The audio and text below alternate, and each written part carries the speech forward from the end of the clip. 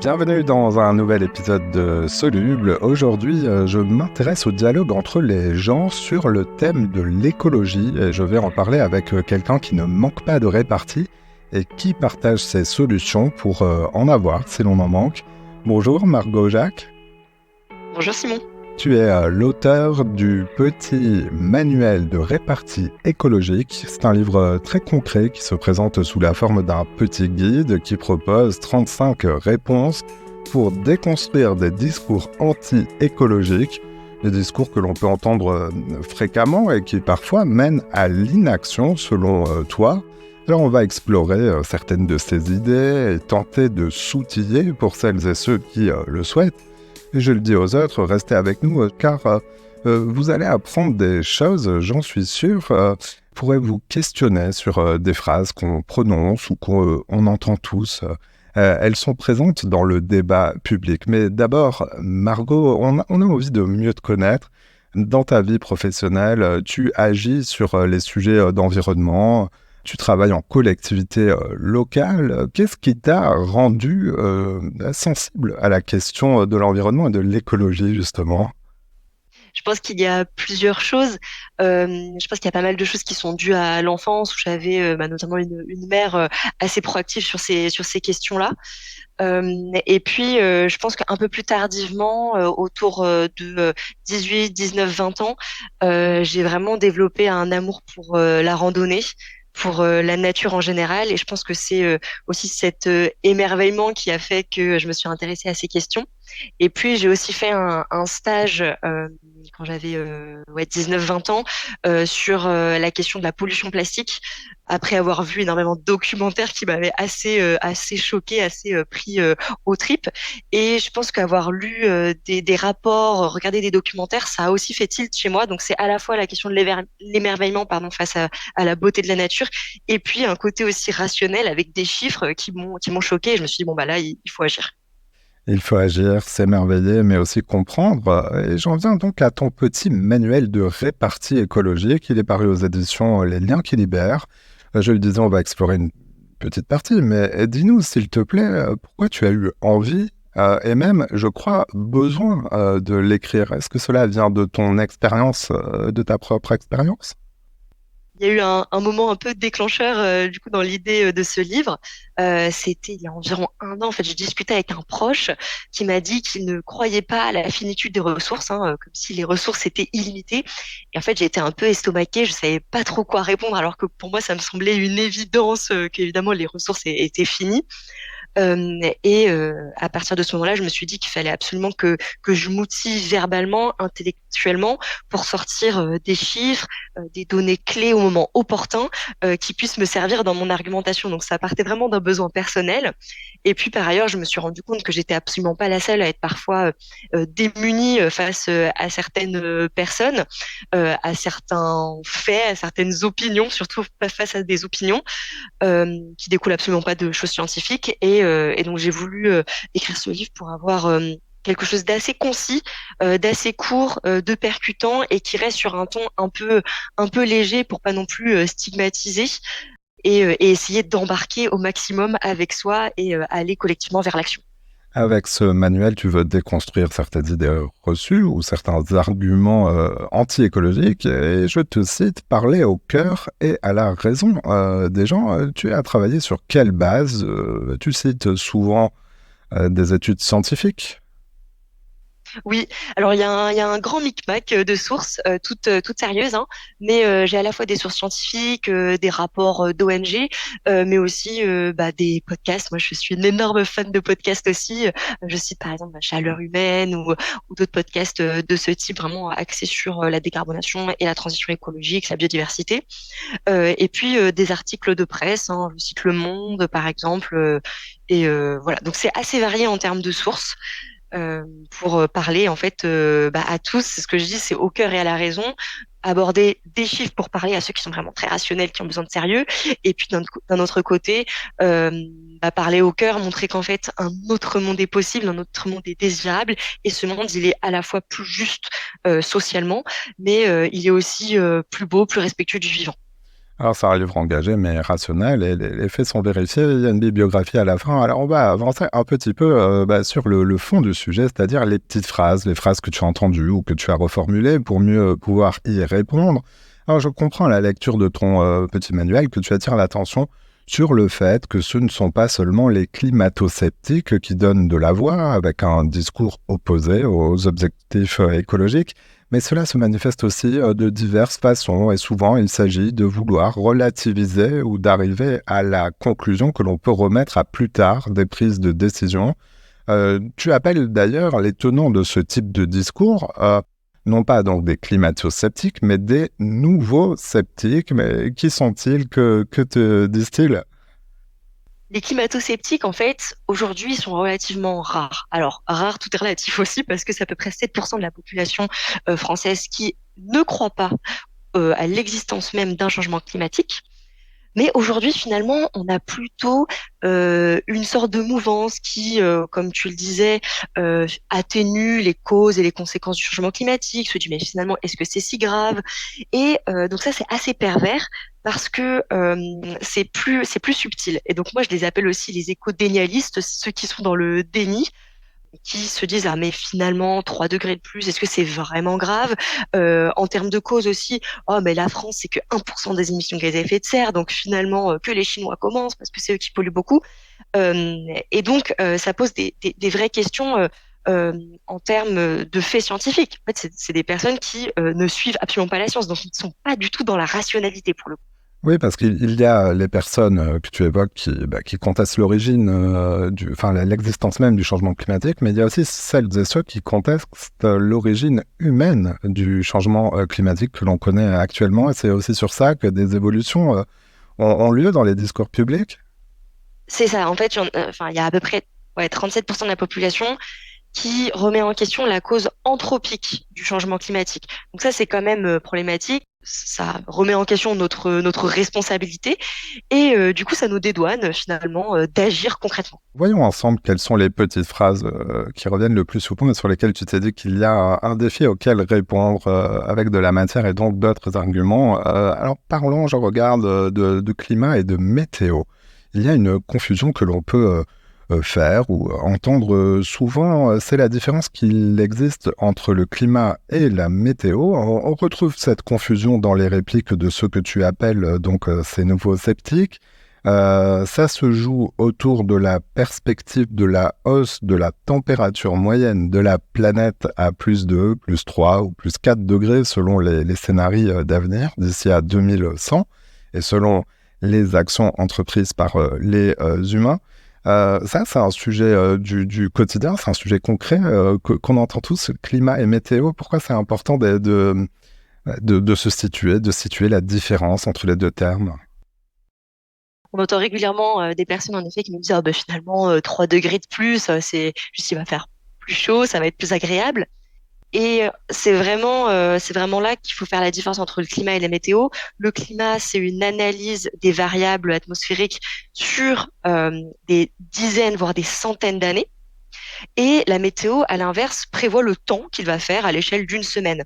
Donc, c'est absolument pas la même chose. Et 3 degrés de différence sur 100 ans, c'est en fait une moyenne. Hein, c'est 3 degrés en moyenne dans le monde.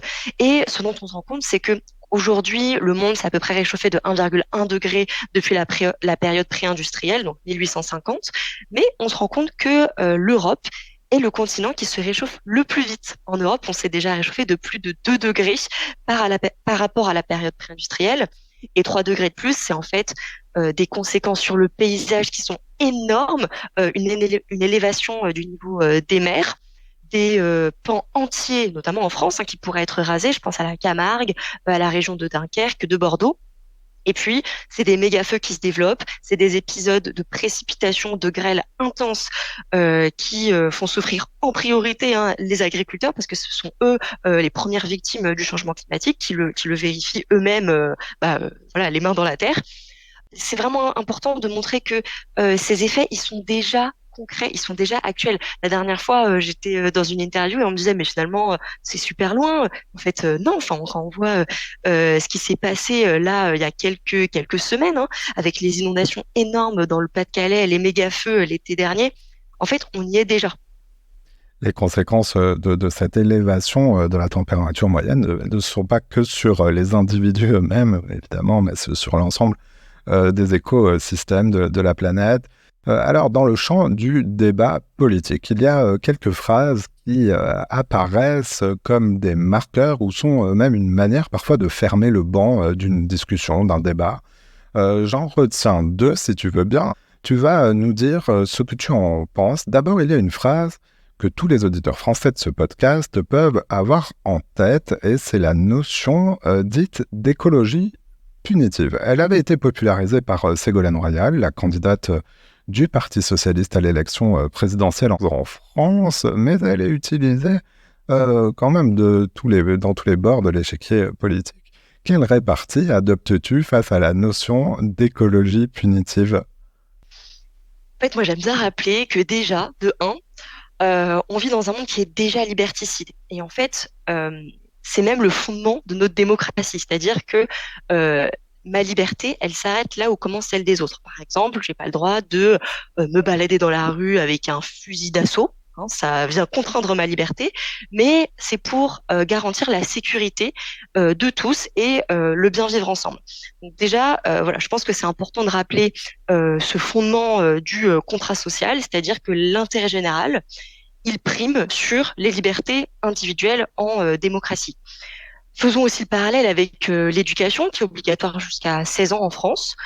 Est-ce qu'on parle pour autant d'éducation punitive? En fait, non. C'est pour l'intérêt général, hein. Une population éduquée va dans le sens de l'intérêt général. On peut prendre aussi d'autres exemples en matière de santé. Moi, j'aime bien lier à chaque fois santé et écologie parce qu'en fait, pour moi, c'est la même chose. C'est une santé globale, la santé des écosystèmes, la santé des gens. En matière de santé publique, par exemple, on a interdit le fait de fumer en milieu clos. On a interdit de construire des bâtiments avec de l'amiante. Évidemment que ça a peut-être fait perdre des emplois, mais en fait, c'était au profit de notre santé collective. Donc ça, voilà, c'est important de faire le parallèle avec ça. Parce que quand on interdit des SUV qui sont à partir d'une certaine taille, par exemple en milieu urbain, quand on taxe certains produits qui sont voilà, néfastes pour l'environnement, en fait, on le fait pour nous tous, pour nous globalement. Après, ça ne veut pas dire que l'écologie punitive n'existe pas. On l'a vu avec la crise des Gilets jaunes, quand les mesures écologiques ne sont pas accompagnées de mesures sociales, finalement, eh bien, ça crée des soulèvements populaires euh, parce que finalement, ces mesures, elles sont considérées comme injustes. Donc, il faut vraiment que la justice sociale soit la condition sine qua non, en fait, à la réussite de la transition écologique. Et c'est même une nécessité d'efficacité. Parce que si on tape en premier sur les plus précaires, ce sont en fait ceux qui ont l'empreinte carbone la plus basse qui sont impactés. Donc, en fait, c'est même pas efficace de taper premièrement sur les plus précaires. Une autre phrase qui a marqué la vie politique française récemment, c'est celle du président Emmanuel Macron lors de ses vœux aux Français en 2023. Il revenait sur les catastrophes climatiques de l'année passée et déclarait qui aurait pu prédire la crise climatique.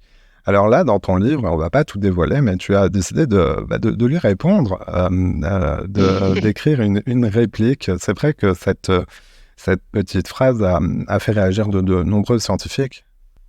Bien sûr, ça a fait très réagir parce qu'on se dit, mais comment c'est possible qu'une telle phrase ait pu passer dans un discours qui a sûrement été relu par des dizaines de conseillers. Enfin, c'est quand même le discours du Nouvel An et on a une aberration comme ça. Donc, je me l'explique pas.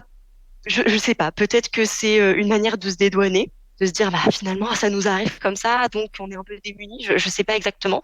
Mais ce qu'on peut évidemment rappeler, c'est que tout ça, enfin le changement climatique, hein, on connaît ses effets, ses conséquences depuis des dizaines d'années. C'est depuis les années 70 avec notamment le Club de Rome qui a montré que si on continuait sur cette trajectoire avec la finitude des ressources, eh bien, finalement on allait complètement dépasser les limites planétaires.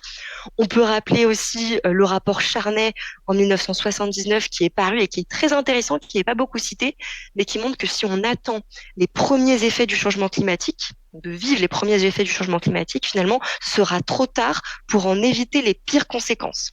Alors, ça ne veut pas dire que tout est foutu, ça veut juste dire que pour les pires conséquences, il y a déjà des choses qui sont irrémédiables.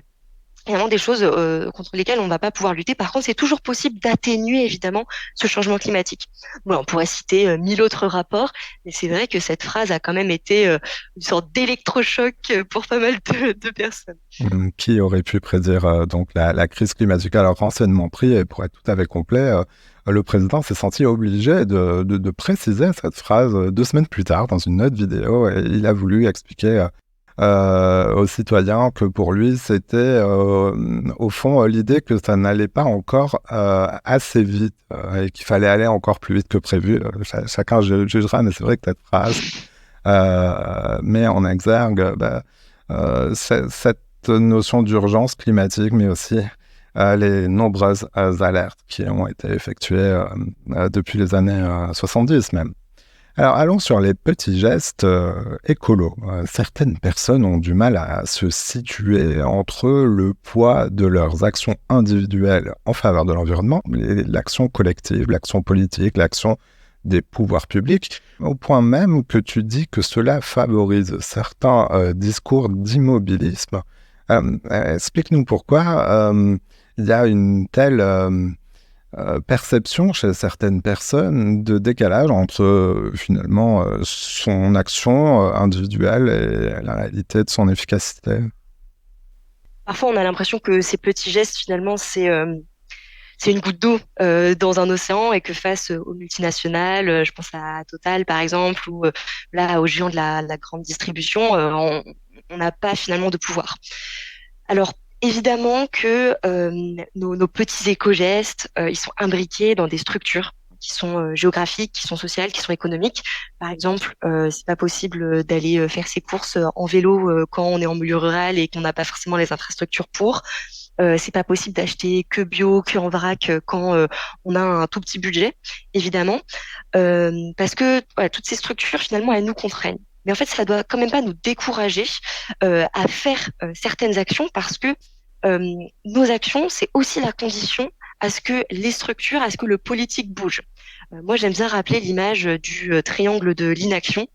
Ça consiste à dire, enfin, que les citoyens disent, ah ben en fait c'est pas à nous de bouger, c'est aux entreprises. Les entreprises qui disent, ben non, mais on attend que, enfin en fait on a une demande citoyenne donc on fait que répondre à la demande. Et l'État qui dit, ben en fait c'est aux grandes entreprises de bouger. Et en fait si on reste dans ce triangle de l'inaction, on ne va pas bouger.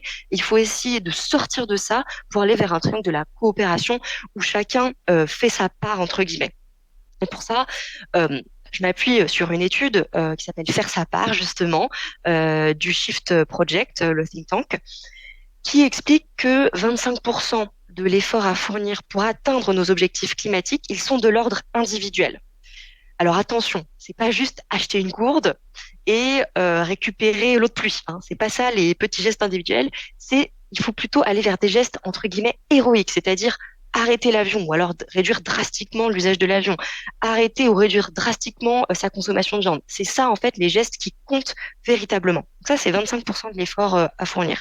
Et les 75% restants, ils sont de l'ordre collectif, de l'ordre des structures, c'est-à-dire que ce sont les entreprises, ce sont les États qui doivent vraiment jouer comme autant de leviers à l'action pour atteindre nos objectifs climatiques qui sont très ambitieux et qu'on est en train de dépasser petit à petit. Donc voilà, il faut vraiment que ce soit un effort collectif. Et n'oublions pas qu'aussi, on a un pouvoir individuel d'influence.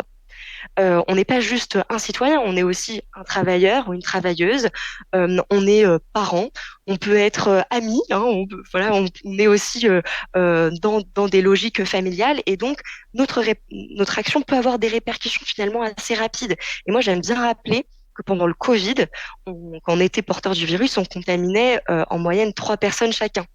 Mais si on applique cette même chose à l'écologie, si on contamine écologiquement, entre guillemets, 3 personnes chacun, en fait, on peut avoir une exponentielle de manière assez rapide.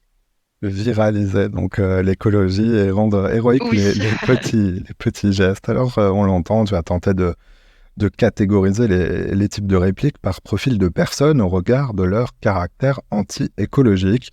Alors tu précises que c'est une construction hein, intellectuelle, mais on a cité donc les nouveaux sceptiques, les immobilistes. Tu entends aussi répliquer à ceux que tu appelles les économico-anxieux. Alors là, qu'est-ce que c'est? Alors, donc, les économico-anxieux, alors c'était un petit parallèle aux éco-anxieux. Les éco-anxieux, c'est de manière générale des personnes qui sont très angoissées face aux crises climatiques. Et j'ai pris le contre-pied avec les économico-anxieux. Donc, ce sont des personnes qui ont très peur de la chute du PIB, de l'accroissement de la dette, euh, peut-être à juste titre, mais c'est aussi des constructions en fait. Et ce que j'ai voulu montrer, c'est que l'économie, parfois, elle peut faire peur quand voilà, on est foncièrement écolo et qu'on se prend des répliques comme ça, très sérieuses, entre guillemets, sur la dette, le PIB, machin. Et l'idée, c'était de déconstruire aussi voilà, cette vision du monde qui est fondée sur l'accumulation, l'accroissement des richesses, sans se poser forcément la question du bien-être, hein, parce que le PIB est aveugle aux questions de bien-être. Par exemple, si on creuse un trou et qu'on demande à une entreprise de le reboucher, en fait, on crée de la valeur ajoutée en termes économiques, en termes de PIB, alors qu'en foncièrement, on a juste rebouché un trou. Donc, je trouvais ça important aussi de se muscler sur les questions économiques. Oui, parce que, alors, il y a encore un débat sur ça, mais alors, dans tous les cas, il faut un changement de modèle pour atteindre les objectifs climatiques de l'ensemble de la planète, et cela passe par une réforme des modèles économiques. Alors, il y a ceux qui appellent cela la croissance verte, il y en a qui vont plus loin et qui appellent cela, et tu y faisais référence, qui appelle la décroissance. Et c'est vrai que dans la notion de décroissance, tu commençais à le dire, il y a la notion d'une perte. Est-ce que c'est ça qui angoisse donc certaines personnes au point même que du coup ils se ferment à toute idée d'évolution du système économique? Oui, je pense qu'il y a en effet une crainte, il y a un côté un peu régression peut-être dans ce terme. Peut-être que parler de post-croissance, ça fera plus rêver, parce que l'idée, c'est aussi d'embarquer collectivement vers un horizon qui soit meilleur. Mais il faut quand même rappeler que la croissance a énormément de défauts, d'angles morts, et qu'aujourd'hui, on est dans des sociétés, en tout cas en France, on est dans une société riche, et l'objectif pour aller vers du mieux, c'est pas le plus en fait. Sinon, on se rend compte qu'on peut aller vers un modèle de société à l'américaine, où en fait il y a à peu près 3% de PIB de croissance aux États-Unis, mais une diminution de l'espérance de vie. Et donc là, ça montre toute l'absurdité d'un système qui accumule, et pourtant on perd de l'espérance de vie, ce qui devrait pourtant être un indicateur phare de bien-être. Donc aujourd'hui, nos sociétés occidentales, elles sont plus menacées par l'augmentation des inégalités et par les crises écologiques que par un manque de richesse. En fait, c'est le vrai problème, c'est l'inégalité et le manque de répartition de ces richesses. On n'a jamais été aussi riche en fait en France, et pourtant on a des inégalités qui se creusent. Tes lecteurs verront que tu parles aussi à ceux que tu appelles les optimistes candides, mais parlons de ceux qui sont souvent catégorisés dans la catégorie des personnes qui croient à un mirage, qui croient dans un mirage, c'est-à-dire la réponse technologique à tous les problèmes. On les appelle les technosolutionnistes. Alors, sur quel type de solution on peut repérer des discours excessifs en termes de recours à la technologie pour résoudre le problème climatique? Les technosolutionnistes, ce sont par exemple des personnes qui vont vous dire: ah mais t'inquiète, on va inventer des avions à l'hydrogène vert. Non mais pas de souci. En fait, on va inventer des aspirateurs géants de CO2. Donc en fait, on peut continuer à émettre puisque on va finalement aspirer tout ça. Donc c'est vraiment des logiques qui sont inspirées finalement de science-fiction, qui ne sont absolument pas basées sur des modèles scientifiques. Alors ça ne veut pas dire qu'il faut arrêter toute recherche et développement dans ces secteurs. Il y a des émissions qui seront incompressibles. Je pense au secteur de la métallurgie. Enfin, on a des grosses industries qu'on va devoir pérenniser et qui nécessiteront des avancées technologiques. Donc, il ne s'agit pas de mettre de côté toute technologie, toute avancée technologique, mais bien de réfléchir plutôt à nos besoins, à nos usages, et d'arrêter d'avoir en ligne de mire l'innovation et le progrès comme étant l'horizon absolument. nécessaire pour l'humanité. En fait, la question de progrès, il faut aussi qu'on la questionne. Et l'exemple que je prends dans le livre, mais on pourrait en avoir plein d'autres, c'est le frigo connecté. Enfin, est-ce que c'est un progrès pour l'humanité d'avoir des frigos connectés qui consomment toujours plus de ressources, qui vont puiser toujours plus de métaux rares? Et en fait, on a des solutions dites low-tech. Je reprends le terme de Philippe Biwix. Euh, Prenons, je sais pas, l'exemple d'un couteau. Il y a des couteaux électriques. Pour autant, on a des couteaux manuels qui fonctionnent très bien. Donc, choisissons quand même toujours la solution low-tech par rapport au high-tech, qui sont moins consommatrices et qui fonctionnent finalement très bien. Alors même si ton livre se désigne comme un manuel, il ne fait pas la leçon aux gens et il faut dire que nous sommes nombreux à pouvoir se reconnaître dans la catégorie des gens qui se trouvent parfois en dissonance cognitive. C'est quoi la dissonance cognitive? Est-ce que tu peux nous donner des exemples dans la vie de tous les jours? La dissonance cognitive, c'est le fait d'agir pas totalement en accord avec ses valeurs. Donc, par exemple, je trouve que le changement climatique, c'est scandaleux, et pourtant, toutes mes vacances, je les passe à l'autre bout du monde. Voilà, c'est ce genre de différence. Après, je voulais pas mettre tout le monde dans le même panier, c'est-à-dire qu'il y a un panel de dissonance cognitive absolument énorme. On est tous pris dans des logiques, comme je disais tout à l'heure, structurelles, qui nous obligent finalement à avoir des dissonances cognitives, hein. Moi, j'achète pas tout en vrac parce que concrètement, ça me coûte trop cher. Et pourtant, je connais le problème du plastique dans les océans. Mais voilà, ne mettons pas tout le monde dans le même panier. D'un côté, on a Jeff Bezos qui arrive à la COP, donc la conférence des parties, en jet privé pour se lamenter sur le changement climatique. Donc la grosse dissonance cognitive. Et puis d'un autre côté, des familles avec 3 enfants qui font leurs courses en voiture parce que pas d'alternative. Donc voilà, il y a tout un panel de dissonances cognitives qu'il faut essayer de réduire. Et pour les réduire, moi, je pense que c'est fondamental de prendre du plaisir dans des choses qui sont pas néfastes pour l'environnement. À partir du moment où on prend plaisir, par exemple, à voyager en train, à faire du covoiturage, à recréer des liens en fait, parce que finalement des solutions comme ça qui sont plus fondées sur la lenteur, sur voilà, prendre le temps, c'est aussi des découvertes, c'est aussi des rencontres, et par ce biais-là, on peut prendre du plaisir et donc ne pas être frustré de ne pas prendre l'avion ou voilà, ou de ne pas prendre sa voiture individuelle, par exemple. Alors j'aime bien en t'écoutant et aussi en ayant lu le livre que c'est aussi une invitation au dialogue et pas forcément à vouloir convaincre à tout prix. Le dialogue, c'est essentiel dans une société. Alors comment améliorer le dialogue autour des sujets écologiques selon toi? Tu viens de nous donner une indication. Est-ce qu'il faut changer la façon d'en parler tout simplement? Au début, dans les médias, dans la littérature, est-ce qu'il faut ces fameux nouveaux récits? Oui, c'est une vaste question. Je pense qu'en effet, dialoguer, c'est hyper important. Alors, c'est parfois plus facile à dire qu'à faire réellement, parce que parfois, on se heurte à des vrais murs et la personne en face n'est peut-être pas ouverte au dialogue aussi. Mais je pense que c'est extrêmement important de recréer des ponts entre des sphères qui, voilà, peut-être ne se parlent plus ou pas assez. Euh, il y a aussi un travail journalistique, hein, je pense, qui est important, pas opposer différentes sphères. Là, pendant la crise agricole, on a vu que la sphère écologiste était assez caricaturée, opposée aux agriculteurs, alors que, en fait, voilà, dans les faits, c'est pas forcément le cas.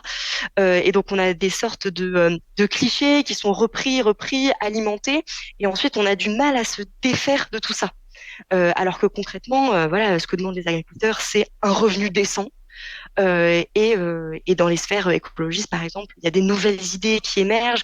Il y a des AMAP, hein, bon, pour le coup, qui sont pas nouvelles, mais qui proposent un revenu décent aux agriculteurs, tout en garantissant des produits de qualité, notamment bio, sans intermédiaire, donc sans de grande distribution. On a des propositions comme la sécurité sociale de l'alimentation qui créent vraiment des ponts entre des citadins, et pas que des citadins d'ailleurs, et des agriculteurs. Donc je pense que renouer le dialogue, ça passe aussi par le faire ensemble. Pas juste par des grands discours, mais par recréer du lien, vraiment par des projets collectifs. Et pour se questionner sur toutes ces phrases que l'on entend, ou que l'on pense, ou que l'on peut dire soi-même, petit manuel de répartie écologique, donc par Margot Jacques, c'est aux éditions Les Liens qui libèrent. Margot, on te retrouve aussi facilement sur les réseaux sociaux? Oui, tout à fait, sur Instagram, donc c'est jack.margot, sur Facebook, Twitter et Threads. Margot, merci d'être passée dans cette émission. Merci à toi. Voilà, c'est la fin de cet épisode. Si vous l'avez aimé, notez-le, partagez-le et parlez-en autour de vous. Vous pouvez aussi nous retrouver sur notre site internet csoluble.media. À bientôt.